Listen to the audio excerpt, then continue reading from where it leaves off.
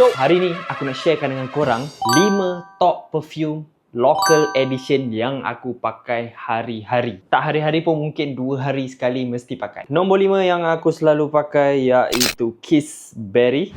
Nombor 4 aku suka pakai ni sebelah malam, Destino Oscura. Ni malam memang dating scent dia memang sedap gila. Nombor 3 iaitu Harume Frosted Angel. This one, dia adalah dupe kepada Angel Share on the Rock. Aku ada yang OG punya, tapi takkan nak pakai hari-hari kan. So, kita pakailah yang ni. Tengok, aku baru beli 2 bulan. Tak sampai 2 bulan lagi. Dah tinggal banyak ni dah. Memang dah nak habis. Siapa-siapa tahu yang dupe Angel Share on the Rock, cuba korang komen kat bawah. Nombor 2 iaitu Carte Blanche from Nobody. Korang tengok, aku pakai tak sampai sebulan. Dah tinggal banyak ni dah. Kalau korang tanya aku antara Prima Facie dan juga Carte Blanche, aku lebih suka Carte Blanche. This one more masculine, fresh, dan dia a bit ada touch of musky sikit. Dan nombor 1 dimenangi oleh Shaz Fragrance, iaitu Still I Am. Guys, dah nak habis. Aku dah buka botol yang kedua untuk aku pakai. Ni dah nak habis lah. Malah nak habiskan, buat dia sebagai tester je.